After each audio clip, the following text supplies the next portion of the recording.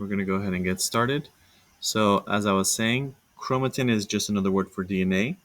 Chromosome is when that chromatin or that DNA gets condensed into these X shapes or these single rod shapes.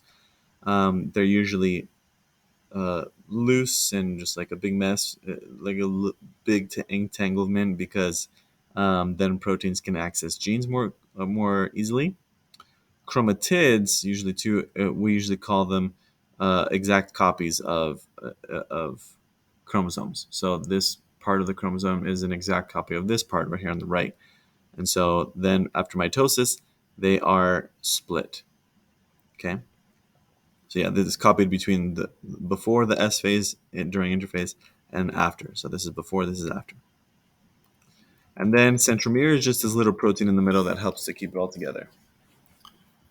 So those are a lot of words, but don't worry, you can always refer to these and other slides during quizzes and the final. So no memorization needed there. Prophase. So let's get into mitosis. So there are 4 phases that mitosis and meiosis go through. I'm gonna go through them one by one. First one is prophase. It's when that chromatin or the DNA condenses into these X-shaped chromosomes, and I'll show you a little animation of that. And there's these other proteins on the top and bottom. They look like spiders. They're called centrosomes. They separate on opposite ends in preparation for pulling pulling the DNA apart. Metaphase is when those condensed chromosomes line up in the middle, M for middle, and you can see that the spindles are attached to the one copy. The top spindles are attached to the top copy of the DNA. The bottom spindles are attached to the bottom copy of the DNA, so they all get the top and the bottom get a full set of the same DNA. Anaphase is when the sister chromatids, I shouldn't have put the chromosomes, I should put the sister chromatids are pulled away from each other. So like I said, the top half gets one full set of the DNA, the bottom half gets another full set of the DNA. And then telophase is just when these 2 new nuclei are formed. And that's it. And then there's this other phase called, it's not really a phase, it's just something that happens to seal, like a cherry on top, to seal the deal. It's called cytokinesis. It's when the cell finally divides into 2 separate cells. The membrane divides here. Cyto means cell. Kinesis means movement. If you remember, like kinetic energy is when something is moving, right? So that's cytokinesis, just when the cells move away from each other. Let me show you this little animation of the DNA condensed and not.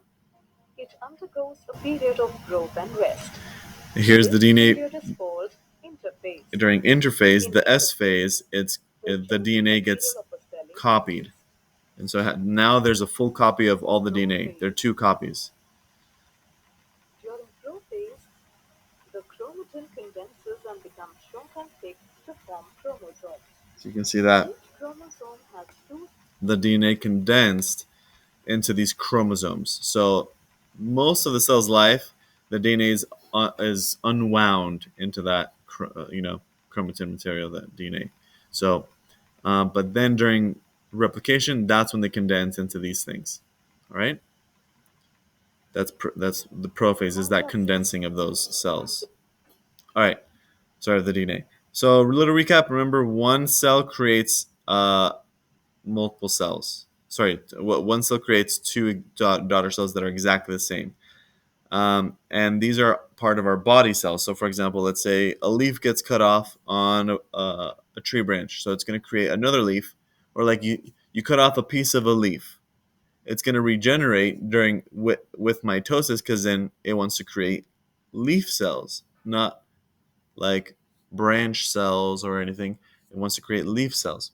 So and same thing when you get a cut on your arm, you want to you want your skin to reproduce exact skin cells. You don't want it to reproduce into like heart cells or liver cells or something, or some type of bone cell on your skin. It reproduce where you got the cut. That would be weird and probably a genetic mutation. Maybe something. Maybe you'll get a disease from it or something. But you want skin to be where your skin is, right? So mitosis helps for the same cells to reproduce again and again. Same thing with your bones. Your bones produce bone cells. All right. Now, meiosis, it doesn't create 2 daughter cells. It creates 4. and they don't have a full copy of the DNA. They have half of the DNA, and each half is different. Why are they different? We'll get into that.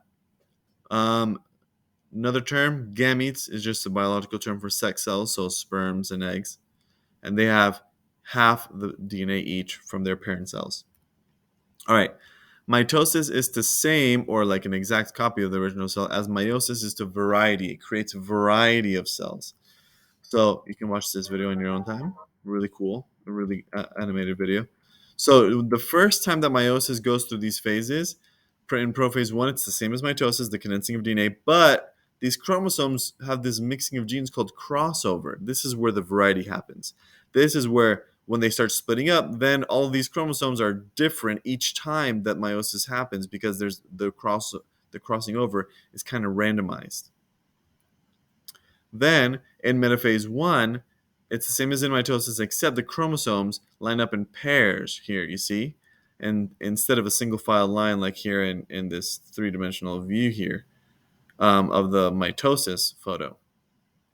So them being split up, being up in pairs, it means that they're gonna have half the DNA on one side and half the DNA on the other side. This is what causes each of the daughter cells to have only half the amount of DNA as the original parent cell. Okay, so in anaphase one, the full chromosomes are being pulled apart instead of the sister chromatids within each chromosome. So you can see how they're going to need to undergo the phases one more time so that the sister chromatids get pulled apart, thus resulting in 4 daughter cells. So telophase one, the nuclei are formed, cytokinesis happens. Then meiosis goes through it again because these sister chromatids need to still be pulled apart. But now, see here, these two cells only have 5 chromosomes when the original parent cell had 10. So then prophase 2, same as mitosis, but this time there's no mixing of genes. These spindles are ready to pull them apart. Metaphase 2, this time they line up as a single file line in chromosomes so that their sister chromatids are pulled apart, and that's exactly what happens in anaphase 2. And then to the phase 2, those finalized sister chromatids, or like individual chromatids or chromosomes now, have nuclei formed around them, and they are 4 daughter cells, each with half the amount of chromosomes as the original parent. And they're all unique. All 4 are different. That's why 2 same parents can have 15 kids, and all of them will look different and have different attributes. Now, this is just like a little cheat sheet I made for the different phases, as well as in mitosis and the 2 times they undergo that in meiosis. Prophase, the DNA condenses in all of them except in meiosis 1. You can tell meiosis 1 is basically the off one. Prophase 1 for meiosis 1 is where they have that crossover. Metaphase is when the chromosomes meet at the middle, but they meet in full pairs. The chromosomes are paired up, thus resulting in anaphase 1's chromosomes being pulled apart and not the sister chromatids being pulled apart. And then obviously telophase is when the nuclei are formed. All right, just some last vocab. So like I mentioned in the example with the body cells, like if you have a parent cell and a daughter cells, how do the leaves compare from between the daughter plant and the parent plant? Well, they have a full set of chromosomes just like the parent plant. It's the exact same thing, and so those copied cells with a full set of chromosomes are called diploids. So all of your skin cells are called diploid cells. All of your heart cells are called diploid cells. All of your muscle cells are called diploid cells, for that matter. All of your bone cells are called diploid cells. They have a full set of chromosomes. Um, However, cells like your gametes that I was mentioning, like sperm and egg cells, that only have half a set of chromosomes, there's also a few other random cells. Those are called haploids, okay? And haploids only have half set of chromosomes, and they're varied each time.